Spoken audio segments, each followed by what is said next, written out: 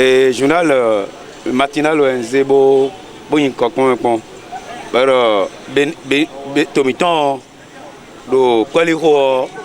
akwe pour d'arro de la Banque mondiale et dire que Emino mais non c'est quoi que Gandhi les mais bah quoi et sous quoi le migrant donc même toi tobo et non voir comme Gandhi les Mino yémen pour le temps d'agbe mais nous le den cassé là koumi quoi koumi et tire dire et qu'on le khojo don to gan wa donc Mino khojo ko mi le gan ya yo mais et le khojo ko do don to gan mi ton ya yo le to gan mi ton si c'est do au koblu mayame quoi bon babon to gan foncer ensemble mais et il dire mi so si jera et ma so mi bien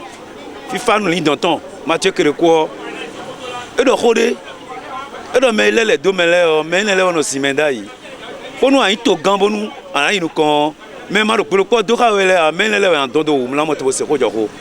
do mele le do wele o ye de du e ton kere ba eri apo to me kere e ba eri un to gan mi ton do na chere town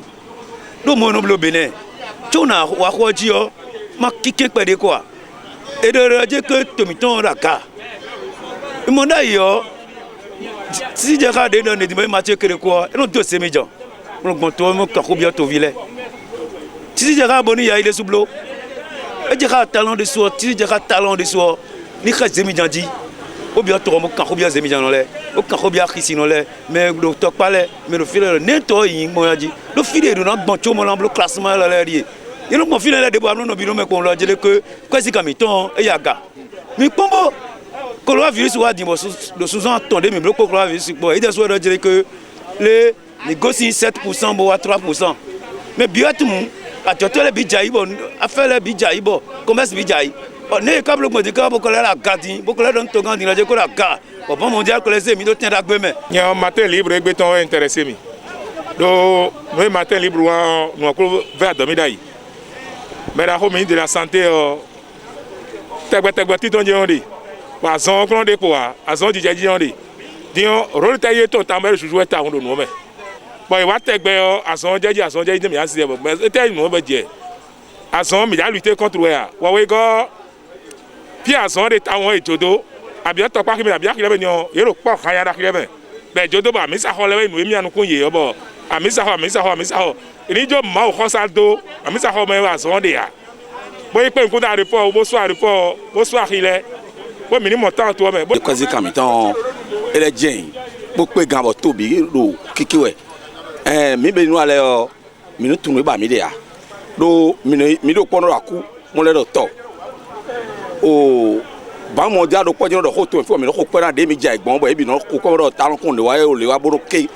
bo Banque mondiale do po jeno le apono e o ele fo gbon bo le do cho mi karon le koro podo mi won politique to mi to din bo ko jo ko na te o mi no fi da pa de bo kwe mi o fi ko jo ko da do nwe do jijero rutu we ndiom me bi do mi mo e bien vrai o ouvesi pere de no to ouvesi ka da mi mo e to mi ton khale de jiwe de bo mi gbe obi tun me gbe diom mi do fogun mo do le mewe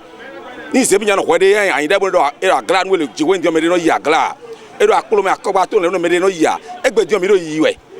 me de wa do ho ago de no mo politique ouvesi se pere gado mi no sacrifice pere me bio mi no sacrifice bo to mi don di onu fun bo be no won sukota no bodun mi anu sukota bodun bo go ho c'est le problème et so ma dans sa suko si wo chubona je bodun wa won ache pa lo ka yi me de bo wa bo nu ku to le kere yi me bro e nu mi no mo tore me o mi na de pere khla fi do mi de so mo tore me ha me mi bioro nu e no mo fidele nu wa se to mi to do jere pere na e komi de me ni ku don mi no se kabra mi to mo di sa nu mo mi de su mi de bo mi ma do o alogudo ho a o gba bi mi mo e on Banque mondiale je no do ho o Union européenne je no do ho se dia o je no do ho nyanya ko da gbo e ko bi wo mi mo ko pera un ye do yan egbedun de mo gbon e do ne lo matinal Banque mondiale ja do ho do Banque mondiale e ma département Benetton o gbelo bi complet we Benin do kwe Benin na me do Banque mondiale ze do 2000 daga